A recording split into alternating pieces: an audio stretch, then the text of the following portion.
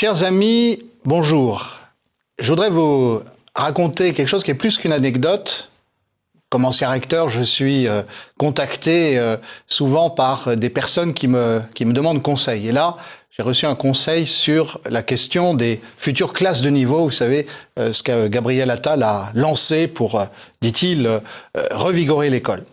Et alors, c'est une mère de famille qui me demande à quelle sauce elle va être mangée parce que son fils, brillant intellectuellement et par ailleurs atteint de dyspraxie, il a quelqu'un qui l'accompagne pour prendre des notes durant les classes et donc elle se demande s'il va être mis dans la classe qui correspond à son niveau en mathématiques ou en français, par exemple, ou bien c'est une bonne classe, ou bien dans une classe avec les moins bons élèves. Alors, à première vue, on se dirait cette question-là est-elle justifiée, mais ce qui est intéressant, c'est ce qui suit, c'est-à-dire que quand elle s'en ouvre à la direction de l'école où se trouve son fils, quand elle s'en ouvre à des personnes qui, comme moi, peuvent la conseiller, beaucoup lui répondent « Non, ne vous faites pas de soucis parce que vous savez, de toute façon, les classes de niveau, ça va permettre de renforcer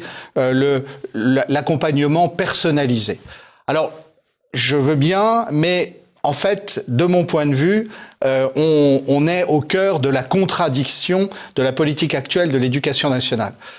J'ai plusieurs fois dit dans ces points que je fais régulièrement avec vous que effectivement on avait quelque chose décidé d'en haut, imposé et qui ne correspondait pas à l'esprit du temps, même si les classes de niveau étaient une idée ancienne et qui avait pu avoir son intérêt à un certain moment.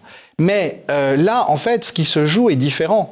On s'aperçoit de la contradiction qu'il y a à vouloir constituer des groupes à un moment où, par exemple, grâce aux outils numériques, on est en mesure de faire, même dans des classes à effectifs importants, un suivi personnalisé des élèves, un suivi qui permette de tenir compte des capacités propres et d'affiner. Alors vous me direz, mais le numérique, mais est-ce que ça n'est pas dangereux? Est-ce que ça n'est pas une façon d'embrigader les élèves ou de les surveiller? Évidemment, il n'y a pas de système absolu et je crois qu'il faut se référer là aux excellentes études de sciences cognitives qui ont été faites par des gens comme Olivier Houdet, comme Stanislas Dehaene, mais vous voyez bien la contradiction qu'il y a chez nos gouvernants, c'est-à-dire qu'ils veulent imposer des méthodes archaïques à une situation qui est une situation moderne dans un environnement qui a complètement changé et où le numérique pourrait aider. C'est un sujet dont nous allons reparler.